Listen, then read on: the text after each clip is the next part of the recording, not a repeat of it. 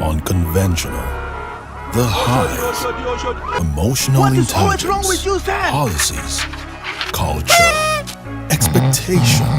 But in 1 minute, they flip the switch. You're fired! Wait, let's go back to where it all began. Let's talk. I'm Oga HR, but I'm not here for HR.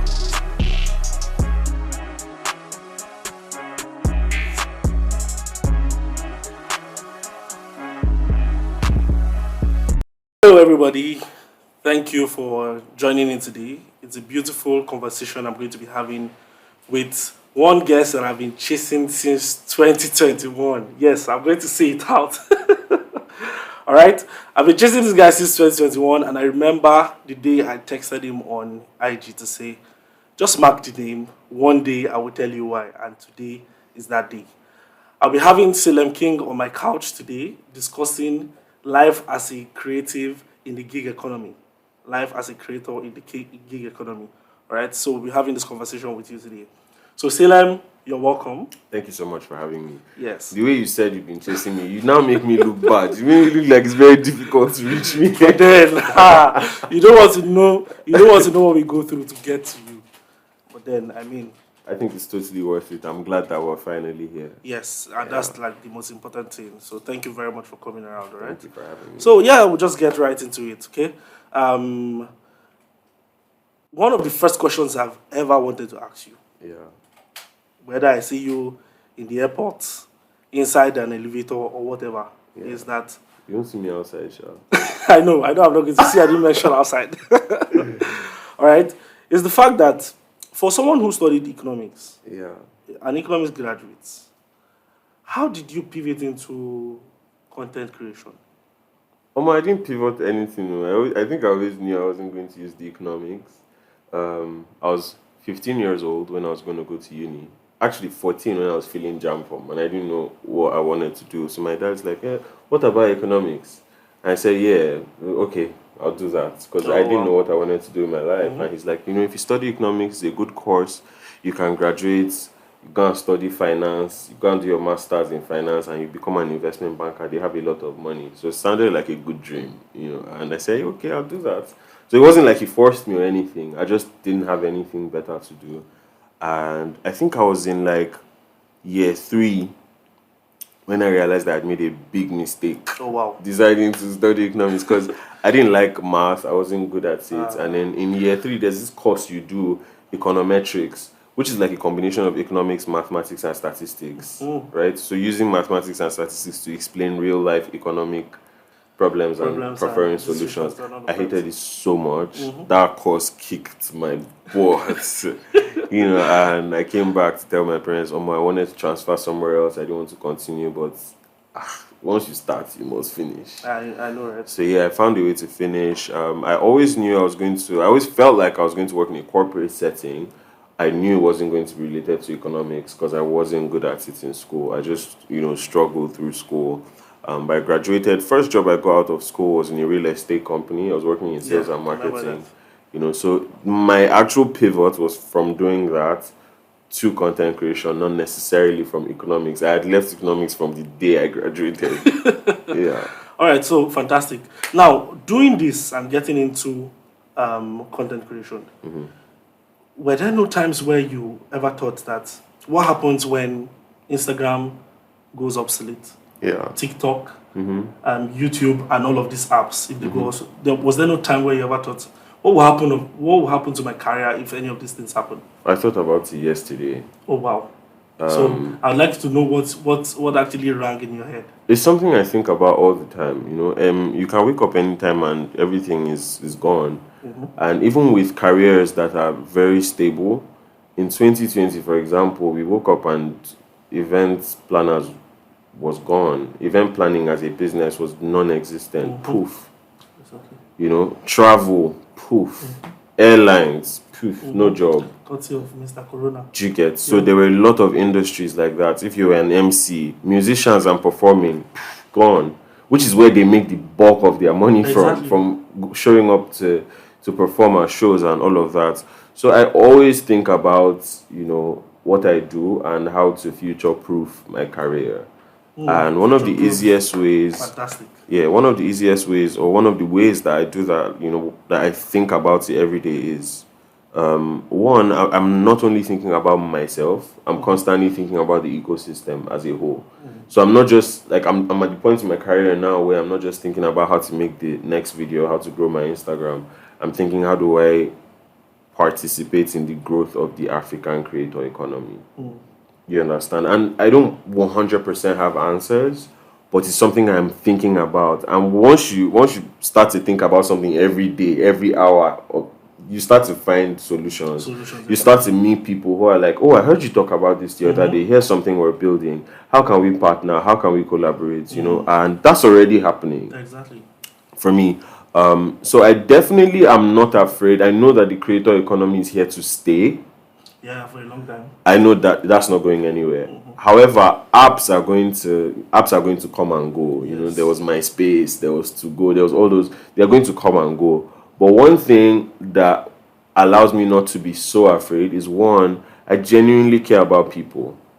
Right? That's one. And two, I deeply understand the fact that whatever you decide to do, before you're in the business of anything, you're in the business of people. Right? So at the end of the day, it's the people that make the tools. It's not the tools that define anything. Yes. So as long as there are people who need what I have to offer, I'll be fine. The one thing I can do is make sure that I'm always in a place where I have skills to offer, and I have knowledge to offer, and I have insights and perspectives to share with the world that are fresh and that are helping someone who has that need. Do you get? Because like I said, before we're in the business of anything, people is people first. If there's no people, you don't have a business. Exactly. If there's no staff, you don't have a company. Exactly. If there's no followers, you don't have an Instagram account. I mean, at least if you want to be an influencer or content creator, because you need people who will like and share and comment and all that stuff. True. So yeah. Okay, great. Now you've heard from Salem King himself. Right? Future proof whatever it is that you're doing. And that's like a very beautiful way to put it. Talking about that, I like the way you always put your words, how you say things, all right? Yeah. And one that stands out very, very much for me is the fact that you call yourself more of a teacher than even an influencer, a content creator, a creator. Or most times when we even hear or see that you're a creator, it's just maybe on the bar, maybe in TV or is there a reason for that? Teaching it feels more like the thing that God will ask me about on the last day. Nice. It's something. It's what gives. I feel like it's your purpose. Yes, it's what gives content creation purpose for me. Because I'll make content about other things. Sometimes I'll make some funny videos and all that. But at some point, I always stop and ask, Salem, have you taught something this week? Have you taught people something?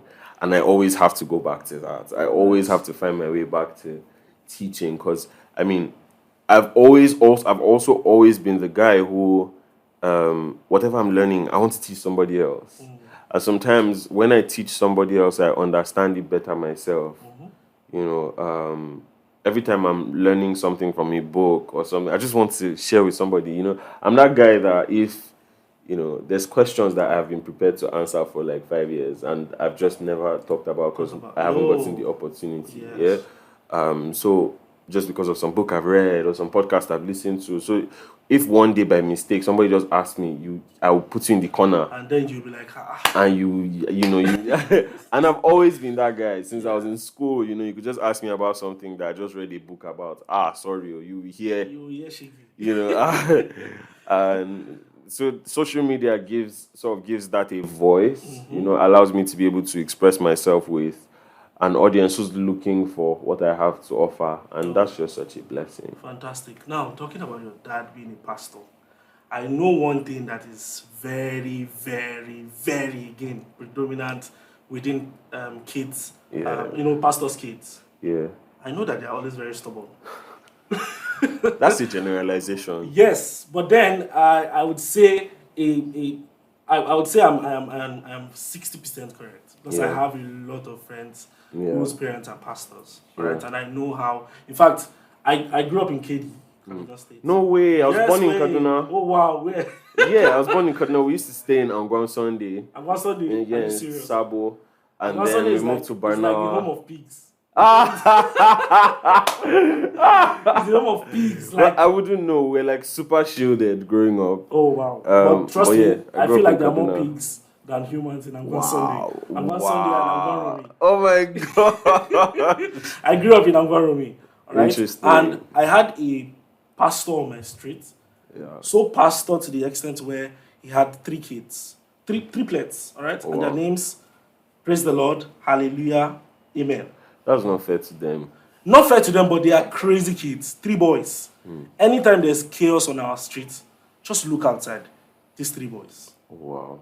So how was growing up like for you? So Um, were you a crazy kid? Were you yeah. one of those Yeah. or get inside? I was, but so first of all, my dad wasn't only a pastor, right? Like he was an ordained minister, but he also had like a full-time job. So my dad is also a sales expert. Like Oh, he has nice. over almost 3 decades experience in sales, in pharmaceuticals, FMCG, telecom, and in later parts of his career, telecom. So he's this brilliant guy, all around.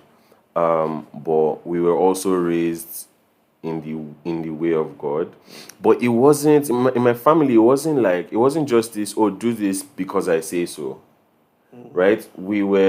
My parents explained to us this is why you need Oh, to you should live do like this. this. It Oh, increases the chances that this trigger. So, fantastic. the good life, like the life of being responsible, was something I embraced, not just because of my parents. It was also because of myself, and that's something I saw reflected when I went to uni and I had freedom to do certain things, and I still didn't want to do them. Do you get like so? Even now, there's a certain joy of missing out that I have, right? I don't have FOMO. I don't feel like, oh, these people, there's this life they have and I'm missing something. No, I was very happy. I understood. I was made to understand the joy of having the stability that I have in my life. I didn't see it as this thing that was stealing my fun. Oh, okay. I saw it as this thing that was improving the quality of my life. Of your life. And that's something that I have my parents to thank, because apart from the fact that they were ordained ministers, they had mainstream careers where I sort of saw how their life as Christians and believers played into their real life on a daily, right? Like I witnessed their walk with God close range. Even just 2 weeks ago, I just got back from Abuja. I was visiting my parents and I was staying with them, and they will still pray together every morning and then they will go to work, right? So there's so many things that I observed from just seeing how they lived it out. So it wasn't, I was an normal gets inside, but it was, oh, there's so much to protect you from in the world outside. I grew up in Angwan Sunday. You know how ghetto Angwan Sunday I know, is, right? right? But see how good my English is. Yes. So there were certain things that we were not allowed to watch. There are certain things that we were not allowed to consume. You had to watch this stuff. And of course, as a child, sometimes you want to rebel. You want to say, I want everything, but they explained to us why it was important to focus on so and so things. And my dad is a very curious guy, right? And being the curious person he used to welcome questions. So like he really liked it when we would ask him questions, like and so my mom was not always very comfortable with it. It's just like this one you are asking too many things. But my dad would be like, "It's but let them ask here than ask outside. Yes. Let's talk about it here. Let it be that they got the answers from here." From here. Than from outside. So he was very comfortable with uncomfortable topics, and nice. anything you had questions about. Sometimes when we would do morning devotion, he'd say, "So any questions?" And be like, "You put down questions, we're not leaving. You have to ask questions." And so we would now be forced to think through everything we had just learned, So it wasn't just surface knowledge and religion. He wanted us to actually, explore things beyond the surface. And that's something that I'm super grateful for. Even now, I still am very happy to be responsible, for myself. And that's a very beautiful one. And we'll say thank you to your dad, thank you to your parents, at least for definitely. betting a very wonderful man like you. Because I mean, every one of us, we are now, we are benefiting from that thing they did so many years ago, and it's beautiful to watch. So I know, still talking about your background, right? Yeah. I know that it's really not easy for people who are born on the other side of the world. By the other side of the world, I'm talking about our side, in KD, the North, Yeah. and all of that, Yeah. moving to Lagos. So how's it been like for you? How did you cope? How did you How much time do we have? how did you cope? Because I know Lagos before I was stable in Lagos. Yeah. It was I came through school, so it was even better for me. Mm-hmm. University of Lagos, and then Yeah. from there I started living in Lagos. But Mm-hmm. for you, I want to know what it was like for you. First of all, it was Adora reached out to me with a job. I don't know if you know Adora, Yeah, Adora Adora Lumina. Lumina, yeah. So she's someone I had been looking forward to working with for the longest time. Oh, nice. You know, she reached out to me and said, "Oh, there's this job. Is for a period of time. Want you to do so and so and so, but you have to be in Lagos for 8 weeks." I said yes. I didn't like Lagos, but I wanted to work with Adora, so I didn't even think about it. I just said yes. Boom. I will come to Lagos, and I was in Lagos like a few weeks later.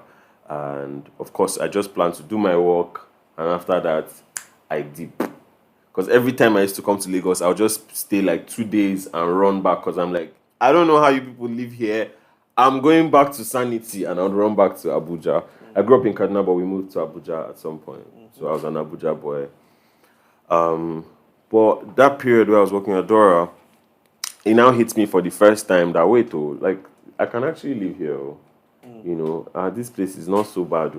Before I came, I prayed and said, God, all these things people say about Lagos, that's not gonna be my experience. I'm going to have a good time. I said, pockets. but I had a good time. Like even till now, there's a lot of bad experiences that I haven't had, and I've been here over a year. But yeah, I said, okay, maybe I can actually live here.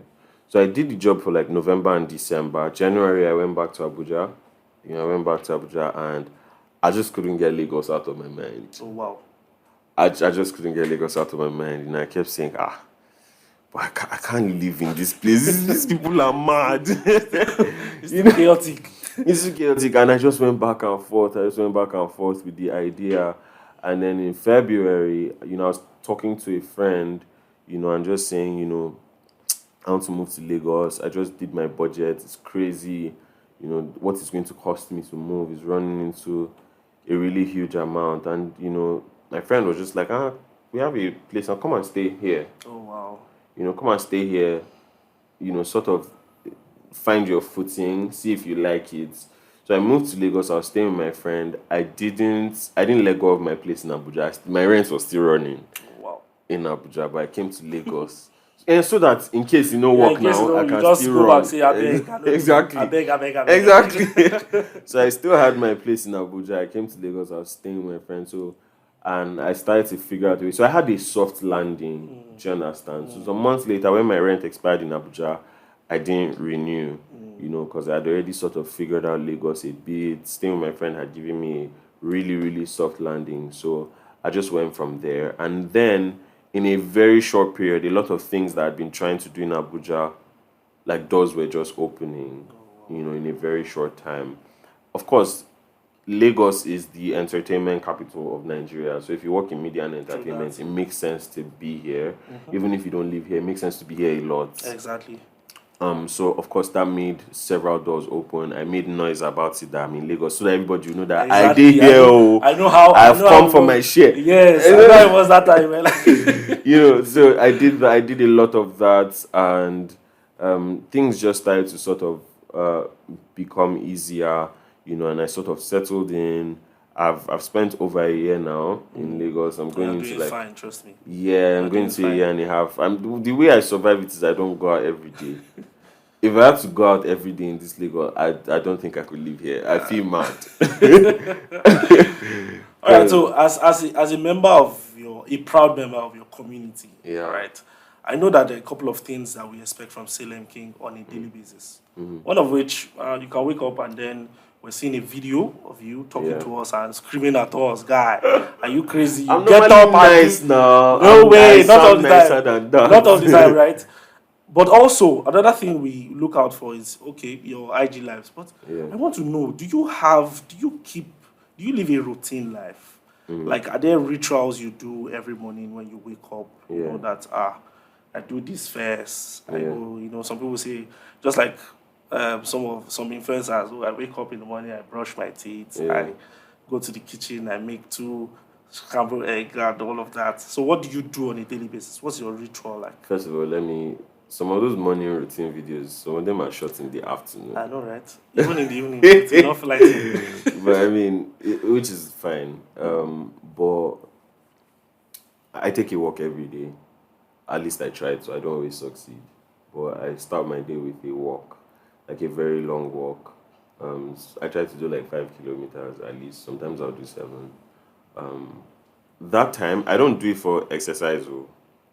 I do it because I was about to say, how do you like walking and you hate gymming? I love walking. Like I've been walking for years. I've been walking for a very long time. My friends even make fun of me. Like if for example from here we wanted to go somewhere next, and then I check on the maps and it's 15 minutes away, I'll just be like, oh, let's walk now. And I've stopped doing it because my friends be like, I don't understand. Are you mad? In this Lagos sun, you are who are walking. I'll be like, oh, it's just 15 minutes away. They're like, just. But that's how I've always been. I'm like, oh, it's not that far. Let's walk. I take a walk every morning, and I don't do it for exercise, even though it helps, but I do it for my mind. So in that period, I won't take any phone calls. I won't text. If you text me, I'll not answer you. Yeah. It's me time, because I started working before I became an influencer. But like since I have become an influencer, I know that once I open an app, I'm going to be pulled in several different directions. Right? Once I open Instagram, I'm replying DMs. A DM is leading me to my email. An email is leading me to a phone call. A phone call is leading me to a meeting. Do you understand? Like before I know, my life is just being pulled in different directions. So that's the time when I just that's me time. Sometimes I will write a script while I'm on that walk. Oh. Sometimes I'll come up with a great idea. Sometimes I'll call my mother, while I'm on that walk. But that's just me time. Because my days are unpredictable. Every day is different. Today I'm here recording podcast. Tomorrow, what am I doing tomorrow? I can't remember. But I need to check next week I'm going to be somewhere in Abuja. Another day I'm speaking at some university in Ikorodu. So it's not that day I'm spending half the day editing videos. So I don't have a typical day in the life. But the start of my day has to be typical so that I don't lose my mind. Yes, true. So that walk it just does everything for me. Sometimes when I have to start my day super early, I just want to cry that, oh my God, so I'm going to start a day and I haven't taken my walk. I'm just going to go and service other people when I haven't serviced myself. Which is why I said if I had to go out every day, I don't think I could live in Lagos. One of the things that's helped me is being able to curate my life in a way that works for me, where I don't have to go out every day. I don't have to go out at certain times. Like if you said we should do this thing at 8 in the morning, I no go answer you. Because I would be working at that time. So yeah, that's what my routine is like for me. There's parts that I have routine, and there's other parts that I just cannot have routine, that much. So okay, so talking about work, now we're getting to the meat of the conversation. Talking about work, right? Do you have like a 9 to 5 you do it as a content creator, or you're just doing your stuff? I'm a full-time content creator. Full-time content creator. Not working for any company. I work for a bunch of companies that pay me. Okay, fantastic.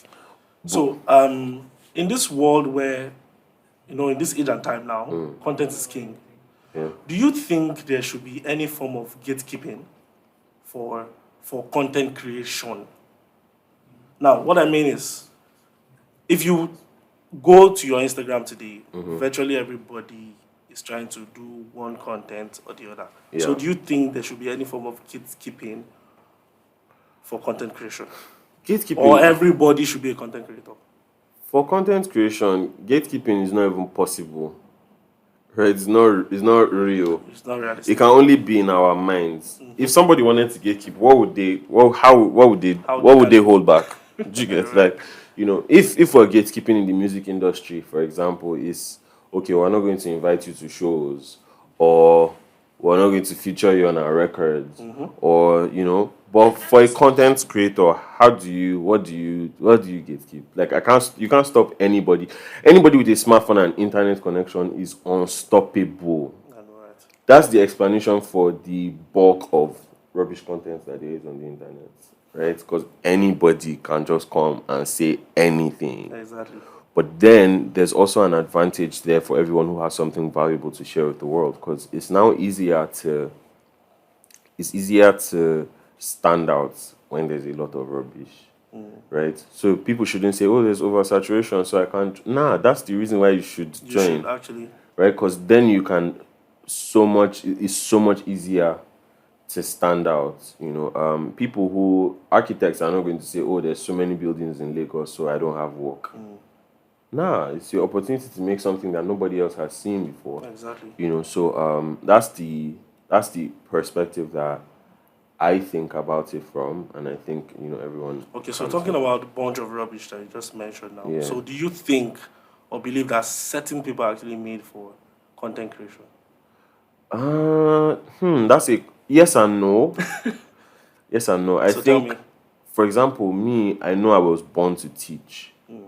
Because I was born in 95 and in this day and age I'm in my 20s, it makes sense that I teach through social media. Do you get? So it's like a bunch of factors that have just conspired to make it be that I'm able to do this at this time. If there was no internet, I'd be teaching some other way, right? Maybe I would be touring schools and going to different secondary schools or universities and teaching what I know. The same topics that I'll talk about on Instagram, but presented in a different way. Maybe I'd be going to, youth ministries in churches. Yeah. Or maybe I would work with a non-profit. Maybe I'd work with UNICEF. So at the end of the day, it depends on. I don't believe that anyone is made for content creation, but I believe that anyone can learn the skills required in order to amplify their ideas through social media. Okay. Do you understand? So there are people that are not content creators, but they have valuable content, right? And social media is like a vehicle for that. There's one of the biggest religious podcasts recently. It just started last year. I don't know if you know about The Basement with Tim Ross. No. So he's a pastor. He's like 47 years old. Doesn't use social media anything, but his podcast is blowing up. So he has a team, right? He has 2 producers and then 1 social media person. So they post on every platform, Instagram, TikTok, all of that. So he doesn't. If you send a DM, he's not going to see it. He's very clear about the fact that I know they see him because I'm not going to join an app, right? But his content is being transported. So he's not a content creator. He's a pastor who is also a podcaster. But he uses the vehicle of content. And then there's people like me who are content creators. Yes. You get, we love the process of actually making something that didn't exist yesterday exist today because we woke up with an idea. True. Not everybody has to do that. Not everybody should do that. But some people, it's so much easier. I'll definitely say it's so much easier than it has ever been to do that, because now all you need is a smartphone.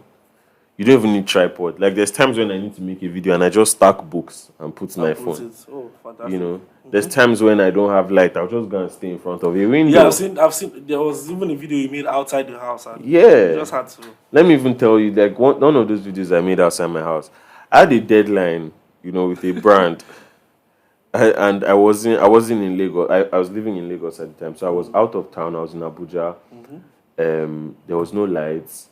Jen was now having issues. I was in my friend's house and I had a deadline. So I'm like, what do I do? I went outside and made the video. Exactly. Right? And they were like, oh, we love it. Like, it worked.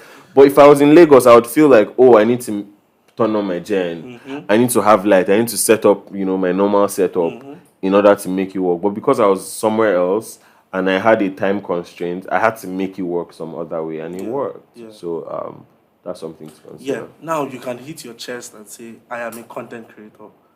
When did you get to that point of epiphany? When did you know that this was the thing for you? When exactly did you know that this was that thing? I just decided that, I'm going to do this consistently, right? And then in April, a friend of mine says, "Oh, you know, April of what year now? 2019. 2019. Oh. I did the 30 days in January, just for context. So in April, my friend is like, "Oh, we're working on this campaign for a watch brand. I would love for you to be on it." So I came on board. I think I got 30K or 40K. Are you serious? You know, and so we can regard that as the first money you made. That was the first money I ever made from content creation. Wow. Before then, I'd never made any money except from my salary. Oh, great. I never done any business in my life. Nothing. And you did this consistently for 4 months. Yes. Because you started in January. I started in January. It happened in April. Yeah, but it's because he was my friend. Because like other people were not answering. Nobody really said, yeah, who is this guy? Exactly. It was like months later I got my first email from a brand, you know, that was like, "Oh, I'd like you to do this. And I was like, "Oh wow, people actually notice me, somebody that's not my friend." And then the camel that broke the how did he talk that in straw that broke the Thank camel's you. back. God bless you. The something that shall broke the kidney was in August. You know, by then I started to get a lot of questions from people asking like, how do you make your videos? How are you able to say so much within such a short time? How do you edit? How do you script? How do you come up with concepts? All of that. Now, me, one good thing about me is I'm constantly documenting my processes. So whatever I'm learning, I'm taking note of it. Documenting them every time. Like if I learn something if I pick up something from this episode, I'm going to write it down. Do you get? If there's something during the break, I'll say, "Please pass me my phone," and I'll type it, right? And just leave it there. But one day it will come back. So I was always documenting everything. So when I had to do a class, I didn't have to. Like I had always been saying, "Oh, this is how I come up with this," to myself. So there was stuff to teach. I was afraid to charge though, so I did a free class because in my mind I'm like, you know, at least. Not got in there. Exactly. No, it was like I was afraid. Like, what if it's not valuable to people? I know that what I have to teach is valuable, but what if to someone it's not worth their money? Yeah, right? Sure. Where I needed, if somebody's giving money, I needed to be able to guarantee them results. Like, okay, after I teach you, you'll be able to replicate some of the success that I have. I couldn't guarantee that. But then, so I did the free class because I felt like, you know, if at the end, you know, it's just, we've both wasted each other's time. Nobody will say, "Where is my money?" Where's my money? I'll not embarrass my family. Exactly. Yeah. So I did that, and people got amazing results from the free class. There were all kinds of creators. There were travel content creators, makeup, beauty, lifestyle, and they could apply some of the things that this black and white boy was doing in their own way. Because I wasn't trying to make other people become me. I was trying to show them how to be themselves. And they got results. So I now vexed. Like, what? Next one is 5K. So I did a class and it was 5K. And I promoted it through my stories, Instagram stories, and said, "Oh, who wants to join?" 24 hours, 50 people had signed up. Oh, wow. Right? So that's 250K. Cool cash. And then there were more people saying, "Oh, want to join me?" I'm like, I never do past 50 people before. This is my first time. I cannot, sorry. You know, it has closed. But the DMs, so many DMs. So I opened another group and 50 filled up again in less than 48 hours. Wow. And that's when, you know, that was the most money I had made within such a short period. That was 500K. 500K at the time was my salary. Like 5 months. So that's when it hits me that I don't need to do this job. This is the real thing. This is yo. Not this one that I'm wasting my time. That's him. And I didn't even really like. I didn't really like the job. Like it was great. It was the first job I got out of uni. I learned so much within the role, but I wasn't passionate. And I always knew that whatever job I decided to do, I was going to lean toward passion. That's something I've known since I was a teenager. I didn't even know. I'm a fan of that. JK. Do what you know, man. So yeah, I started to plot my escape. You know that I'm on this job. I will soon come out here. I'm going to do this thing full time. Because if I can make 500K while I'm doing another job, when I don't now have any other job, and I'll put all my strength, investor mode. Sabinus. I know. Of course, it didn't play out like that. It was the next 500K. Are you serious? That's a plot twist, though. I was expecting that. Nah. After that, there was one time I did a class in Abuja that only 3 people paid. Jesus Christ. No, you know, life will Humble lift you. you up, then humble you real quick. So yeah, especially when it's what you do full time. Yeah, so that was the thing that made me realize, you know what, I can actually do this full time. You know, I decided to take it seriously. I got a manager, you know, and just started to go from there. Were you And paying your also, manager at the time? yeah, from day one. So my manager was making a commission on everything I Everything made. wow. Yeah, so it wasn't like I was paying a salary or anything. Yeah, and I just went from there. The 500K, I don't even know how I spent it. Like I always blew it because it went to my head straight.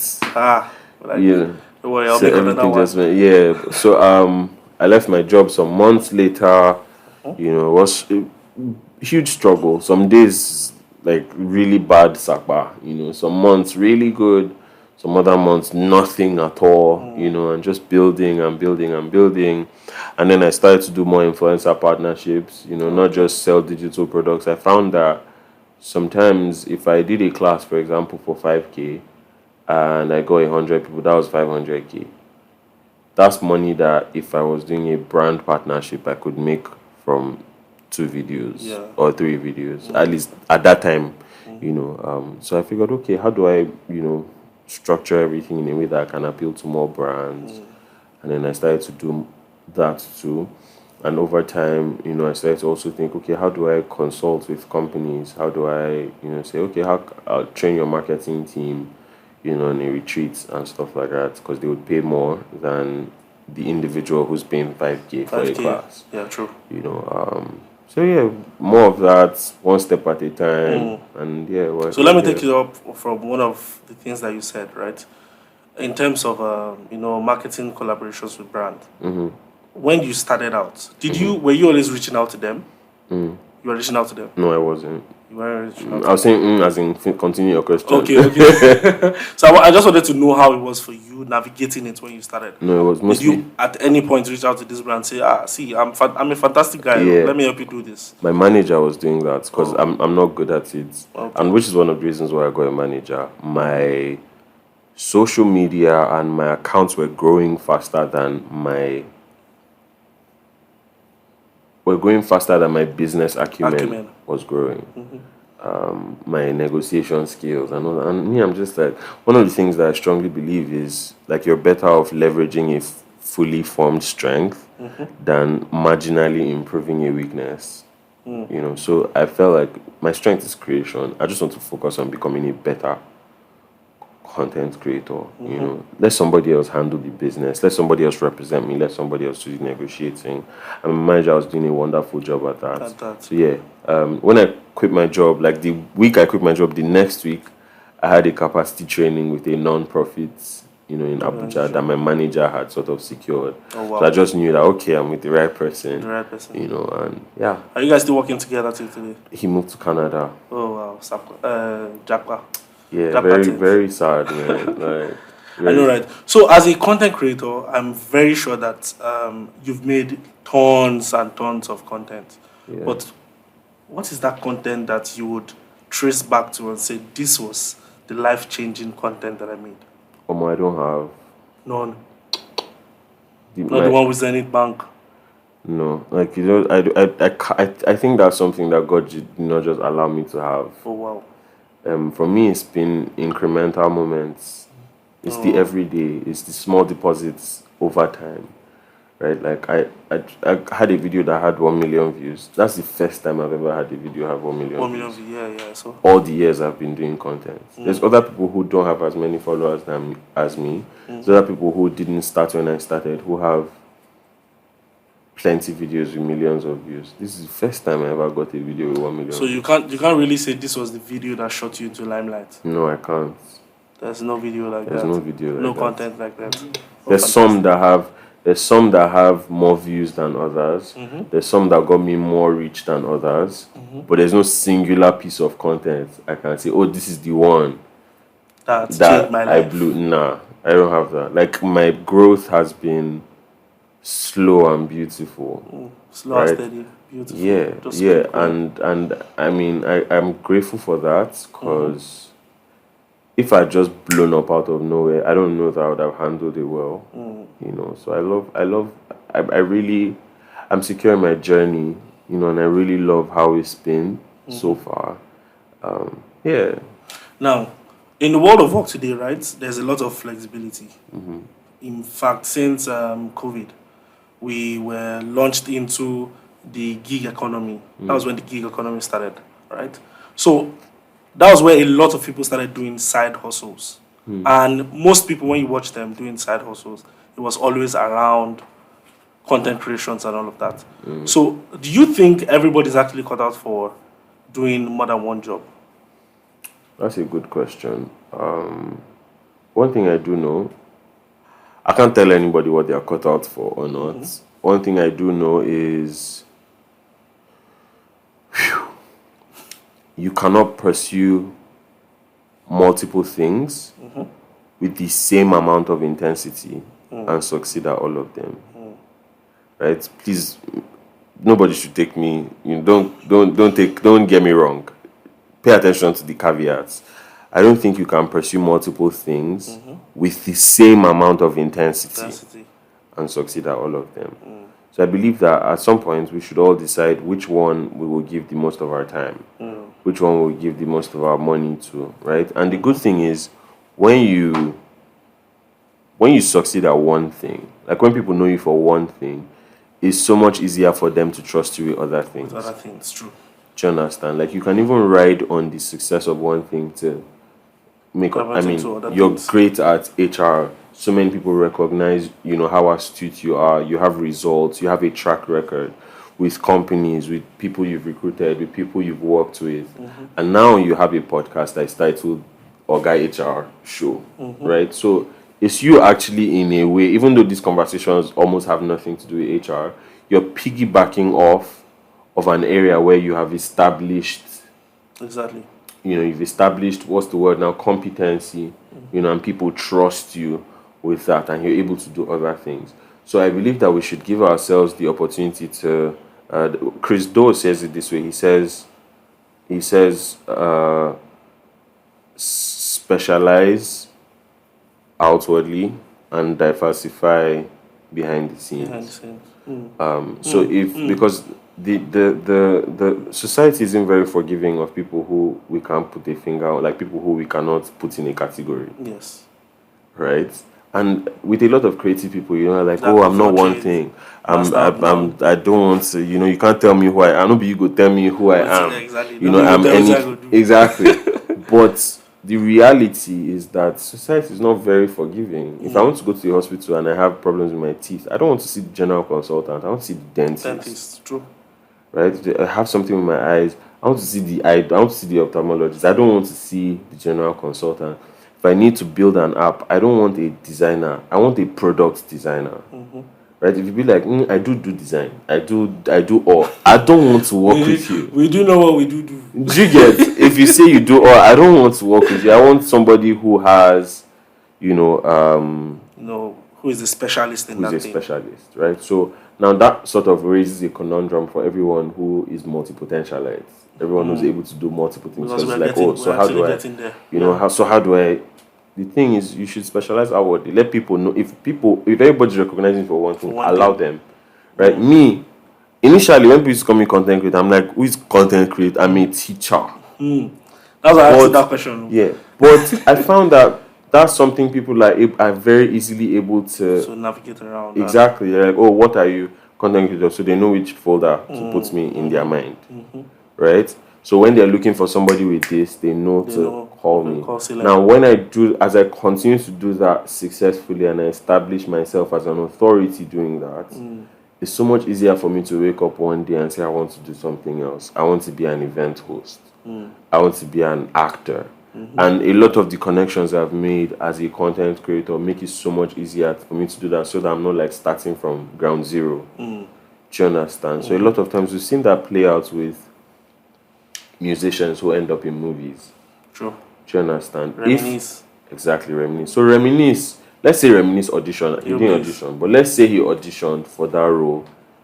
It's different when Reminisce is auditioning from somebody who's trying to be an actor. Even if the person might be better than Reminisce. I'm telling you, there are guys that can actually kill that right? role. But then, he's not Reminisce. And you will never be Reminisce. Exactly.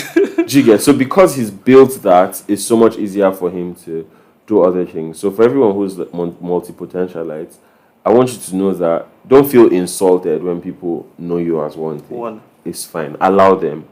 Specialize. Allow them to think, oh, I'm this one thing. And then as much as you can diversify behind the scenes. At the time when Kanye West went to intern at Fendi because he decided that he wanted to do fashion, he had 11 Grammys, right? So that's like a career where you can go and die. Because there's people who don't have even one. Not a single one. Right? So at the time when Kanye West said, I want to do fashion, and everybody said, you're mad. You want to rap. Just be doing your rap. Why are you doing... Let's even take it a step back. First of all, he was a producer. Right? When he said he wanted to rap, everybody said, they make beats, you're successful now. You've done beats for Jay-Z. You've done beats for this. But why are you saying you want to rap? What do you want to use rap to do? Just do your... And he said he's going to be the greatest rapper of all time. He came, proved everybody wrong. At the time when he was going to Fendi, he already had... He was an 11-time Grammy winner. Yeah. And this guy went to become an intern somewhere else. So that's like a description of, specializing outwardly and diversifying behind the scenes. When he was doing it, we didn't know. It's now, I think it was just last year I found out, when Virgil Abloh died, and I was reading about how Kanye met Virgil Abloh, and two of them were interns at Fendi. Virgil was 29 years old interning at Fendi. Wow. Do you understand? So all these things sort of give us context. There's always something you don't know. There's always some perspective for you to learn. There's always, if you feel like my mom says every place you go is a school and every person is a teacher. But you have to be listening in order to learn that. So something. That's what I'd say. I like how this conversation is going, right? Because even in the world of work, there's this disparity between people who are specialists and people who are generalists. All right? So I want to take it that you are actually you are more or less like pitching your tent with the guys that are specialists more than generalists. No. Is that what you're saying? No. What I'm saying is that I understand that generalists are misunderstood specialists. Do you understand? Okay. And the reason why it's easy to misunderstand you is because people cannot put their finger on what you do. And when people can't put their finger, they don't want to stop. They don't want to stop long enough to interrogate and say, oh, I'm the one that doesn't understand. Let me understand. They're like, no, you are not important. You're not even a serious person. Do you get? Because every now and then we see it happen in a company where somebody who is a generalist, who everyone knows this person is pulling their weight, but because you cannot put a finger, one day they'll just come and say, what do you even do around here? Right? That thing is a killer. Right? And they're unable, and sometimes they're unable to say, oh, here's what I do, or these are the ways in which I have driven growth. I'm the one that started the gym. I'm the one that fixed this person's car the other day. It's actually insulting when you ask someone who is doing all of that. Do you understand? So what the point I'm not leaning towards any more than the other. I'm saying society is not fair to generalists. So generalists need to understand that this is what it is. How do I navigate a world that is not designed to favor me? To favor you, true. While still being who I am. Yeah. Okay, great. Now, so another thing that is a major problem for creatives, right, is people who deal with imposter syndrome. That's a hot topic. See, imposter syndrome, you see burnout. These two things are major things for content creators. Even for anybody at all that is putting anything in terms of your brain into work. All right? I mean, I know that a couple of persons, even in the office, they get so burnt out to the point where they can't even write a fresh mail. Yes. They just go back to an old mail. Copy and paste. Reorganize, send out. At that point, you're actually going through, you're going through the canes of burnout. Yeah. So, was there a time where you dealt with imposter syndrome, burnout, and like for a very long time? And how did you deal with it? I no longer have very long bouts of imposter syndrome or burnout. I have intermittent ones. I experience it all the time. But I also now have a very healthy relationship with imposter syndrome. And there's something I also. I like the way you put it. Why are you laughing? Okay. But yeah, here's what I mean. Let me explain what I mean. Imposter syndrome is a high quality problem. Because let's define it. What's imposter syndrome? It's this thing where you feel like your success is a fraud, and everything you got is by chance, and you don't really deserve the success you have, and that anybody else can do it, and one day everybody's going to find out that you're a fraud. You're not even that guy. Exactly. Yeah. Here's why I say imposter syndrome is a high quality problem. Because the reason why you're worried that you don't deserve the success you have is because you have some success. There's people who don't have imposter syndrome because they've not gotten to the stage where they can have imposter syndrome. So it's a high quality problem. Problems never go away in life, right? Like, I made a video some years ago about how when you're in secondary school, you can't wait to graduate secondary school and go to university so that so that you won't wear uniform again. So I want to be free. You now go to university, you're free. You learn that there's a very thin line between being free and ruining your life. Exactly. But you have to also keep good grades. Graduate from university, you can't wait to go to NYSC. You're in NYSC, uniform again. Money is not enough. All that stuff. You can't wait till you finish NYSC, you get a new job. You're happy, you have a real job now, but your boss is showing you shaky. You have targets, you have monthly review, you have KPI. Do you understand? There's so many things to worry about. You now say, okay, I'm not doing job again. I quit. I'm going to do business. That's when you now see the real shaky. You'll be like, okay. Because when you live a 9 to 5, because you want more time freedom, you start working 2-4-7.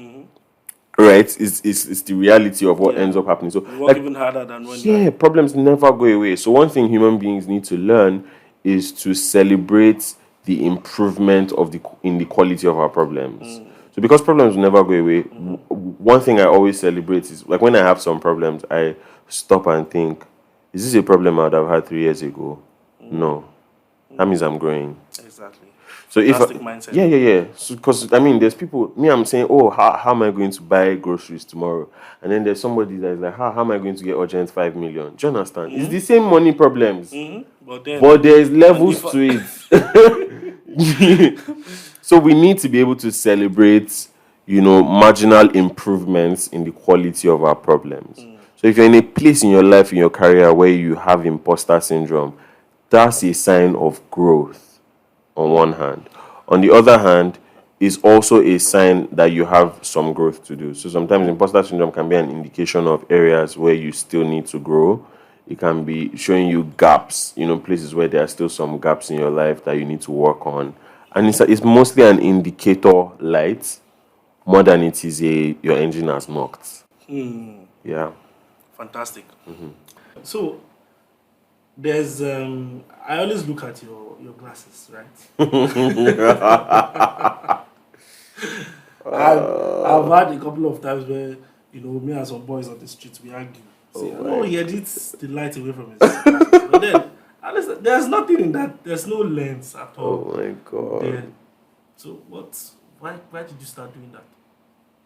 Honestly, I like how I look in glasses, but I don't have any eye defects. So when I buy a pair of glasses, I just pop out the glass because I want to wear glasses, but I don't really like looking through a glass.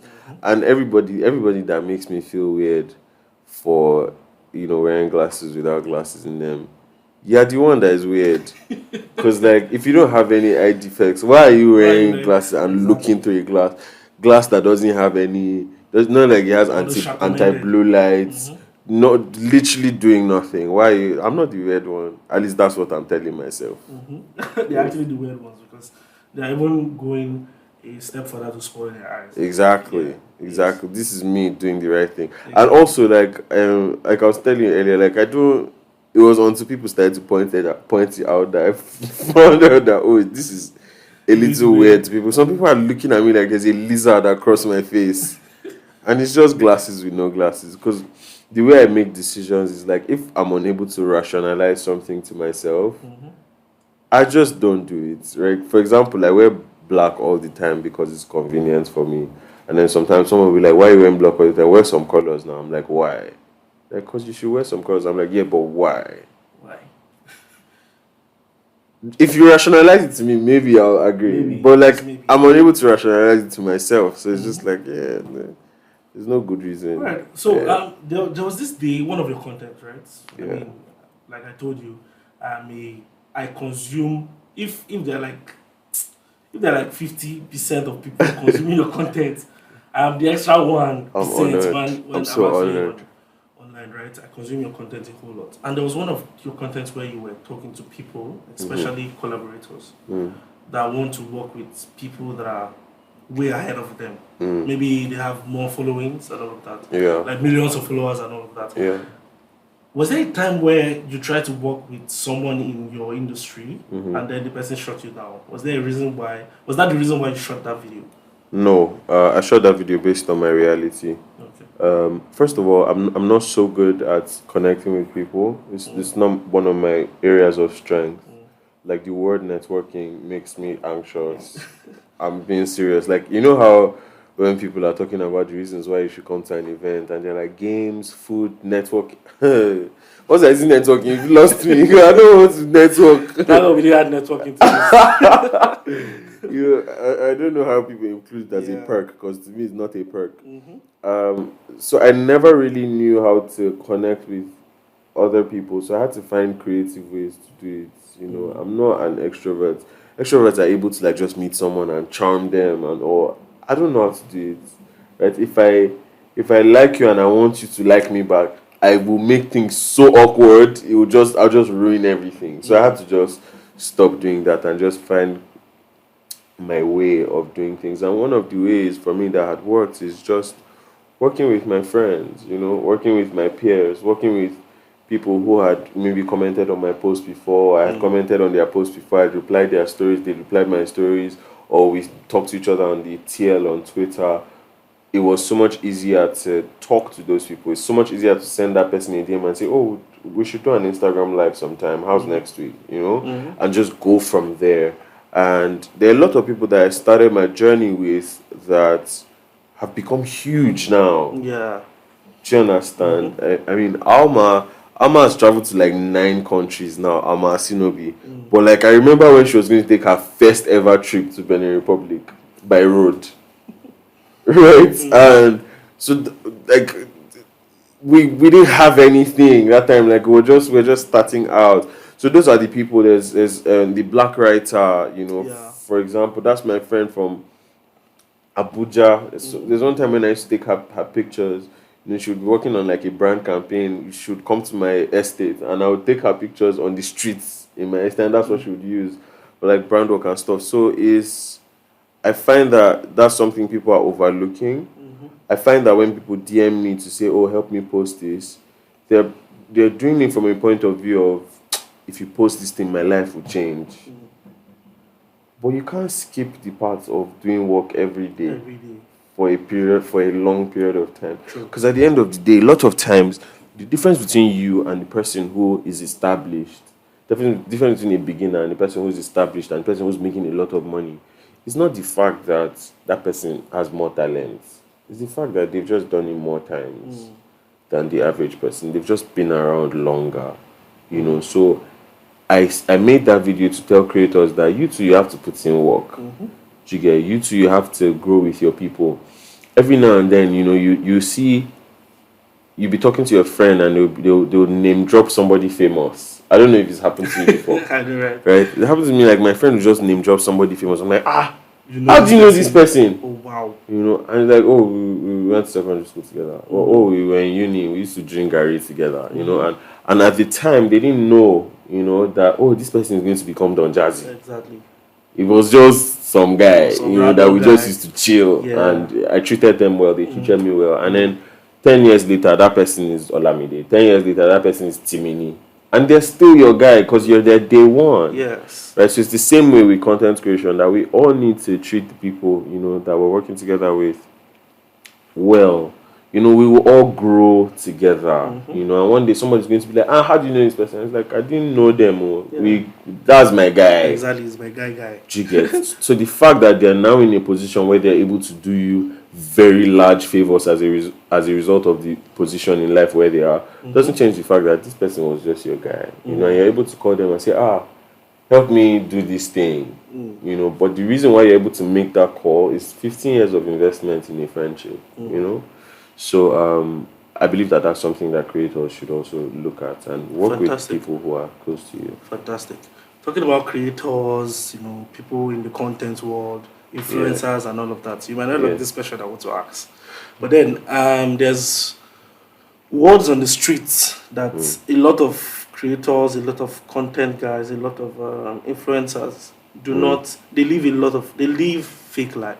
One, they don't have the kind of money they portray to have. But then their content is everywhere and then people feel like, oh, this guy is boxed up. What's your take on that? There's two sides to it. On one hand, I cannot relate when they say, I know I'm not living fake life. My friends are not living fake life. Fake life is very expensive. I've not finished living my real life. I've not finished affording my real life. It wasn't that hard. Do you understand? Real life is hard enough. So, are there people living fake life? Maybe, but I don't know. I wouldn't know, to be very honest. That's one side. On the other hand, a lot of what people sometimes call fake life is them not being very considerate of what it requires to have a job like that.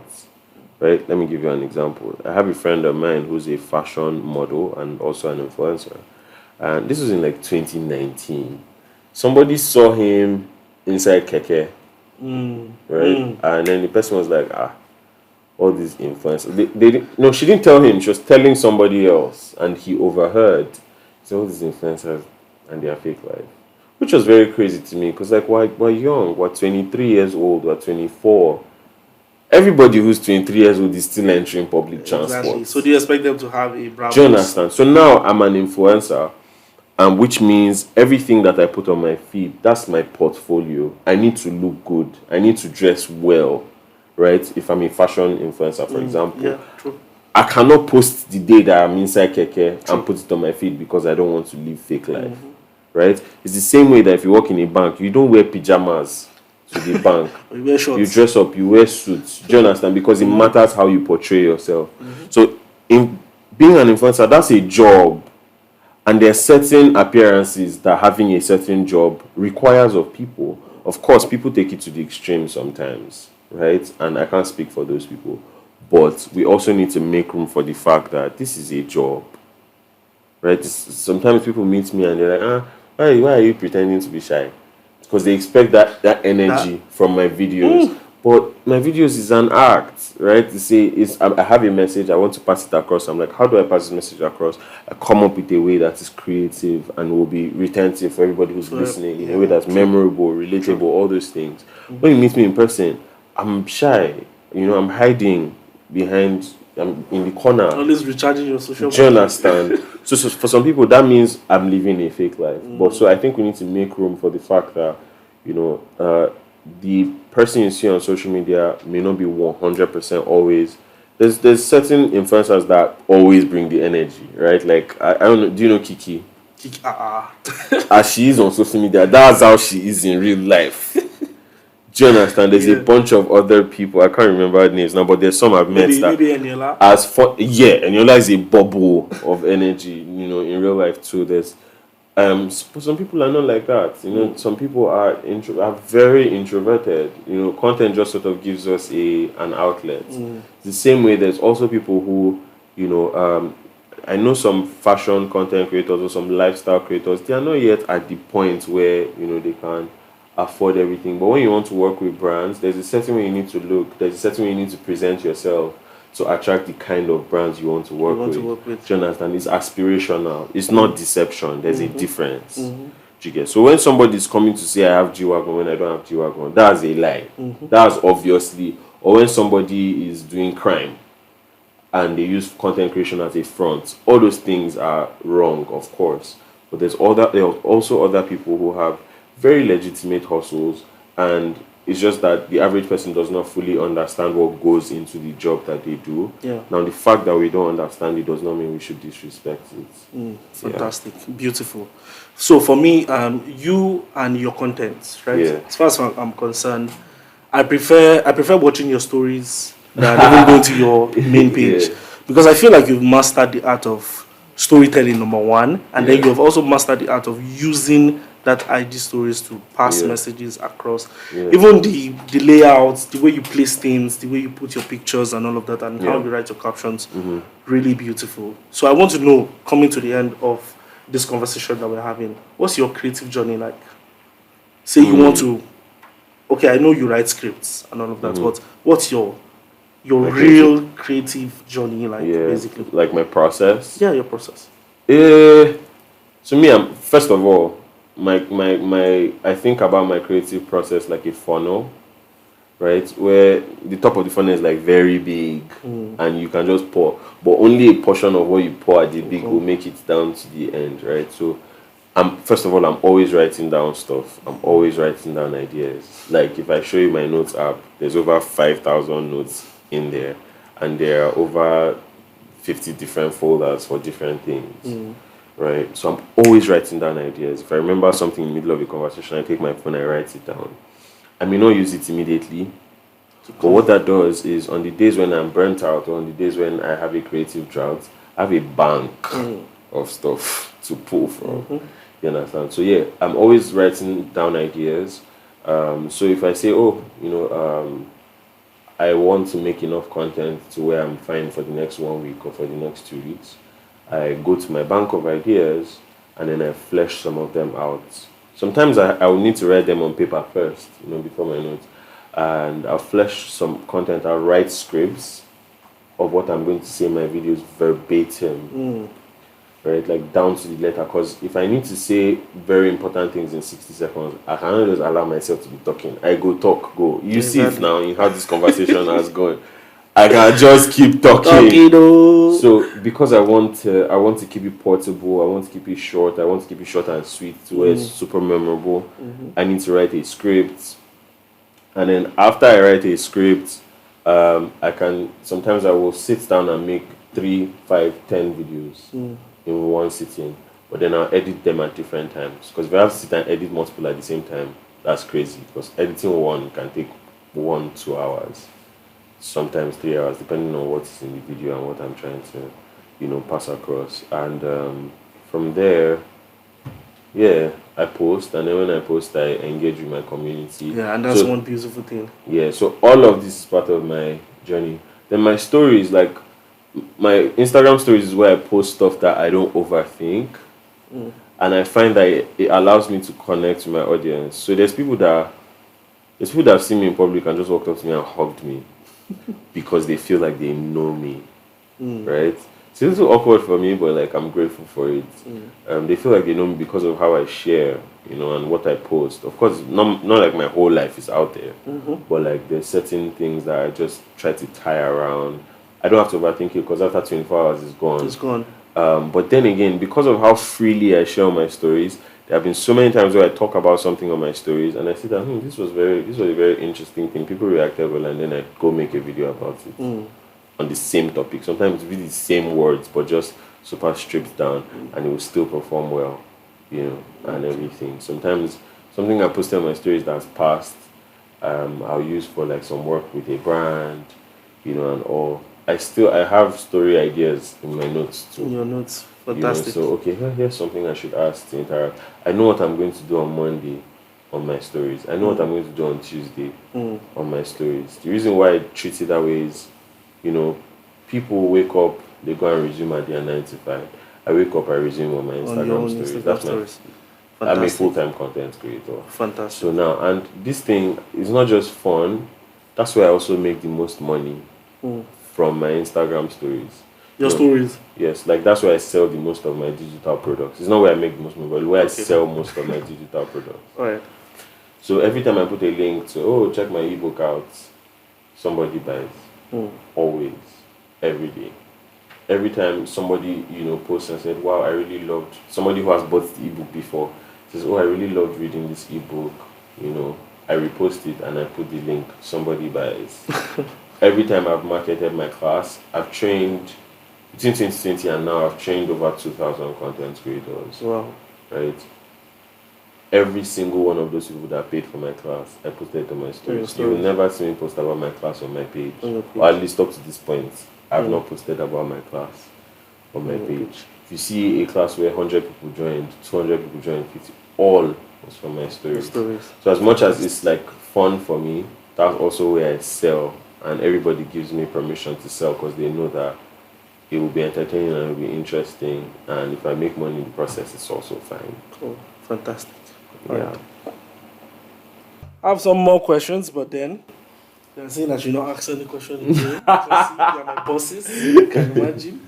Because I wanted to take you up on that motivational part. Yeah. But then, for someone like you, right? If we want to put money to this, I don't know how much we're going to pay at the end of the day. But thank you very much for believing. Thank you for having me. Thank you for coming around. It's a pleasure. It's really a beautiful one. Remember what I told you.